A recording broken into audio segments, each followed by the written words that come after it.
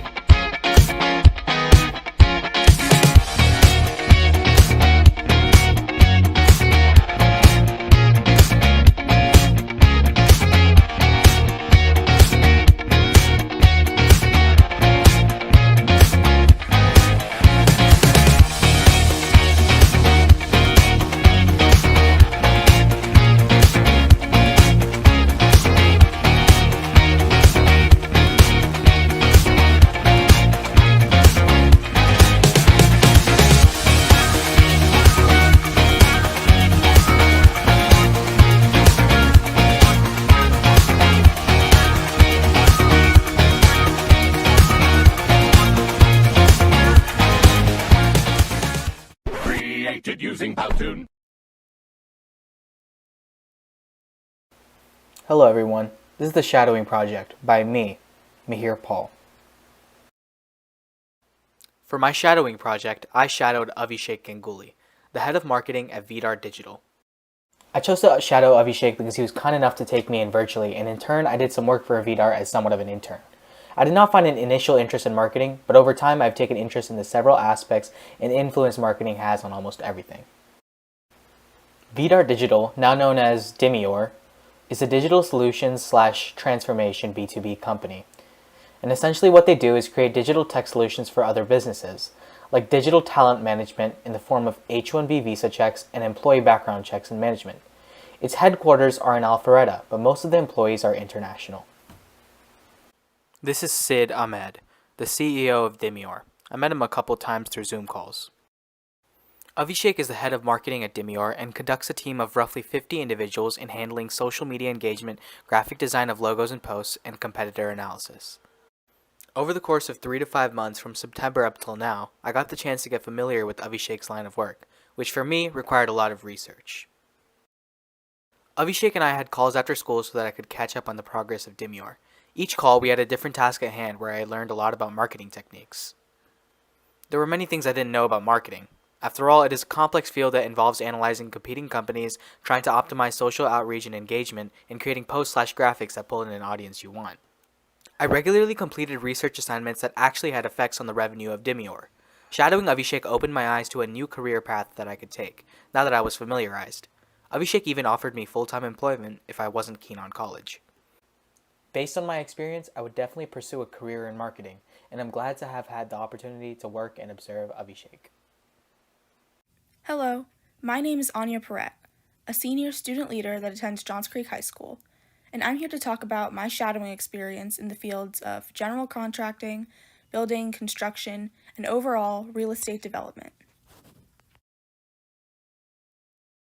The mentor who allowed me to shadow him is a friend of the family, Viral Parekh. I chose him specifically because he has a hand in almost every field related to real estate development.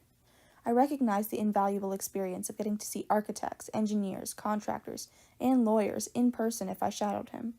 Above is his LinkedIn page, indicating his position, Senior Project Manager at Vantage Commercial Contractors. Vantage is a real estate development business that basically combines the fields of general contracting, design, and actual construction into one, making it a significantly more convenient and cohesive process. They develop various different projects ranging from gas stations to restaurants to more, and this is their webpage above.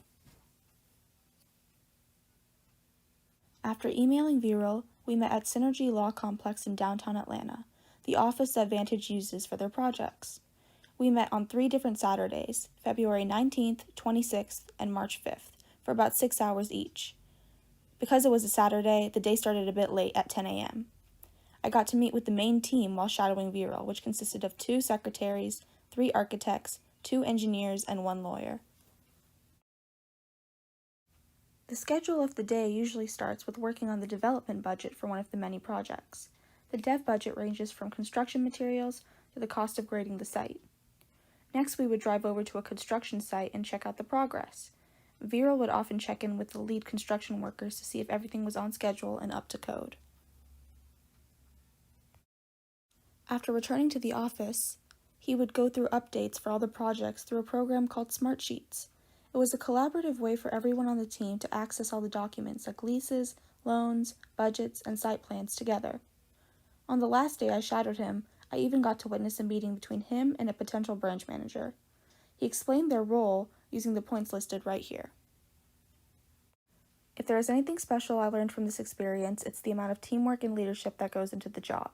The office was designed so that the team could collaborate on projects together efficiently, and I was honestly impressed by the camaraderie I saw in that office.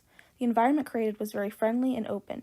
Everyone joked and had a good time, while also getting down to business and discussing plans for almost 30 ongoing projects. In fact, Viral had team meetings every Saturday and Wednesday to make sure that no one was lagging behind. Based on my shadow experience, I can confirm that I would love to pursue a career in real estate development in the future, because I love the creativity involved in both the design and the economics.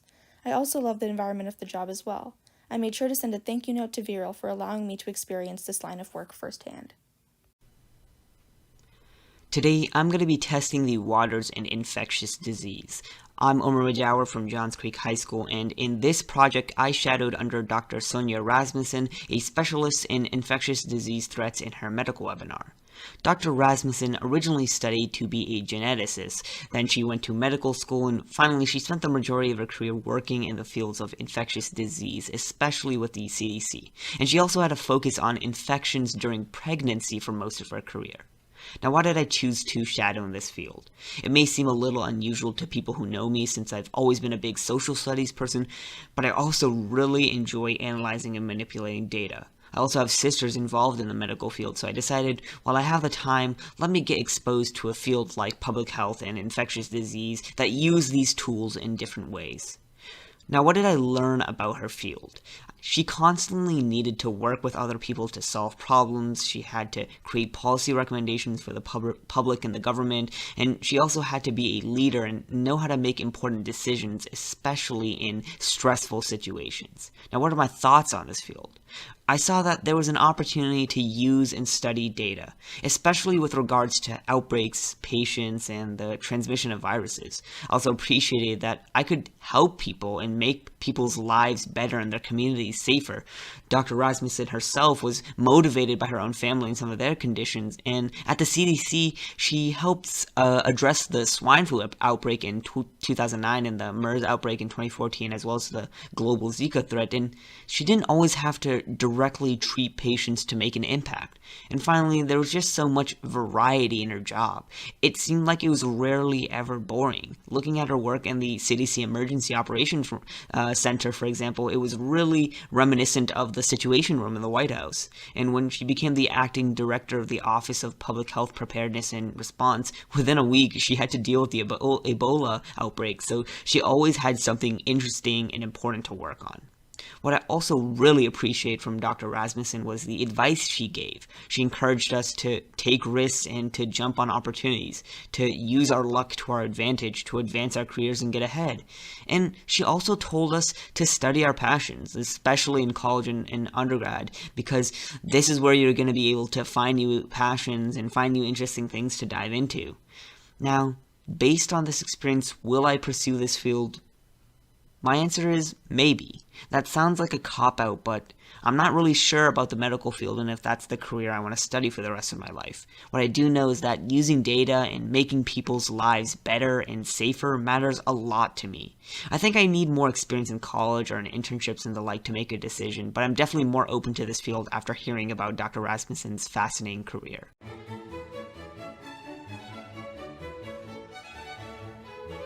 The onset of a certain global event has made certain job fields stand out even more than others. Epidemiology, in particular, is not only at the essence of overcoming said global event, but it is also the coalescence of modern medicine, data, and technology. As such, I had the opportunity to shadow and talk to Dr. Sanja Rasmussen from the University of Florida's Department of Pediatrics and Epidemiology, with extensive experience at the CDC as a journal editor and director of various infectious disease study groups. Now, you might be asking yourself, why would someone intending to be a computer science major shadow an epidemiologist? To which I say, when was the last time the CDC collected statistics with a pencil and a piece of paper? In other words, I chose this shadowing opportunity as a preview of how data collection, whether that be the number of infections, age groups infected, or even the geographic distribution of infections, proves essential in handling a health crisis. That data collection and processing, however, is done by software and algorithms. The shadowing experience occurred on February 7th and consisted of a 1.5-hour-long seminar, during which Dr. Rasmussen extensively addressed her contributions to the CDC's struggle against notable pathogens such as H1N1, MERS, and even Ebola, particularly in the context of prenatal care. At the heart of the discourse, statistics drove the actions Dr. Rasmussen and the CDC took in handling such disease outbreaks. If one thing proved to be abundantly clear, besides epidemiology being a data-driven field, it is that coordination and cooperation with other experts is pivotal. Given her extensive experience in the government agency that is the CDC, Dr. Rasmussen's role involved not only contacting hospitals, but also coordinating the mobilization of the CDC's vast infrastructure. As such, clear communication and adaptability are essential skills in this particular field. Admittedly, I've never intended to go into a medicine-oriented field, but the shadowing experience with Dr. Rasmussen has only further solidified my interest in computer science, a field as equally data-driven as epidemiology, and the basis for the modern technology that has facilitated data collection and model crafting. It is such an overlap, in my view, that will lead to developing technologies such as machine learning, enabling and enhancing more accurate prediction models for disease spread, among other statistics tracked by government agencies such as the CDC and the NIH. This is my video documenting my experience with the shadowing project. I chose to mentor with Mr. Chun-Kit Yao. He's a family friend of mine and owns a financial consulting business in Norcross. I'm still not too sure what career I want to pursue later in my life, and him being a close family friend of mine gave me the opportunity to learn more about the field of finance. I already have some knowledge surrounding the field of personal finance, so what I learned was not totally new to me. What was new to me was how finance operates as a business. I also learned about the ins and outs of different investment and life insurance plans and how a certain plan might benefit one individual over the other. Mr. Yao's business model surrounds personal consultations with his clients, learning about their family and income situation, and providing the client the best life insurance and investment plans for their financial goals. Goals can include sending their kids to college, property investments, or retiring comfortably. He is authorized to sell over 100 different insurance plans from a multitude of companies. These on the banner are just a few. Personally, I like the environment of his office. Currently, many of his employees were working from home, but I could tell that his office was an accepting, non-hostile place. I like this field because I felt that it gave everyday people the power to transform their future with just some better planning. Not everyone is financially literate, and he helps to educate them and give them the best plan for their future. Finance is Mr. Yao's passion, and he is more than happy to help his clients. To him, there's very little he dislikes about his job, and couldn't imagine his life any other way. For my project, I shadowed Dr. Rasmussen, who is a professor at the University of Florida College of Medicine. What drew me to shadowing Dr. Rasmussen is that her work revolves mainly around pediatrics and the onset of developmental disabilities regarding epidemiology. I am interested in becoming a developmental pediatrician. A developmental pediatrician diagnoses and treats patients with developmental and intellectual disabilities. As a result, I felt that shadowing Dr. Rasmussen would benefit me, as it would allow me to draw connections between current events and modern medicine. Likewise, what I learned from shadowing Dr. Rasmussen was that I enjoyed the global approach of the field, yet I didn't enjoy the lack of communication with patients. As a physician, I'm interested in patient communication and working with patients throughout their entire childhood. What I find most interesting about this specialty is that the science and information is constantly being updated to reflect the most recent cases emerging across the globe.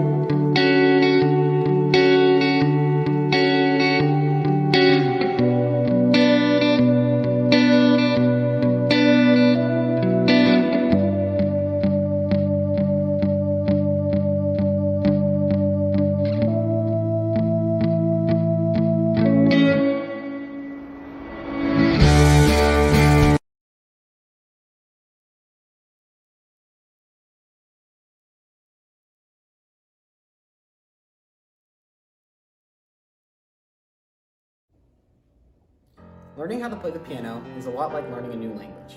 Instead of words, you translate notes into sounds, rhythms, dynamics, and rather than trying to convey a task, you are conveying meaning and emotion. Speaking without words is not a skill given to all of us. Rather, it takes a teacher who understands both what it means to learn it, as well as has the necessary skill to teach it. The piano has been a passion of mine for as long as I can remember, and in the future, I would like to be able to involve it in my professional life in some way. For my project, I had the pleasure of being able to shadow and learn more about the profession of being a piano instructor, of which I shadowed Tommy Watkins, the head of the piano studio that I am currently the lead pianist at. During that day, I got to watch 5 lessons with students ranging from ages 7 to 16. With the younger students, I mostly just watched as they were still learning the basics, something of which I don't have much experience in anymore. However, with some of the older ones, I was asked for my input for things that they could improve with their playing. Teaching, I learned, should grow alongside the student.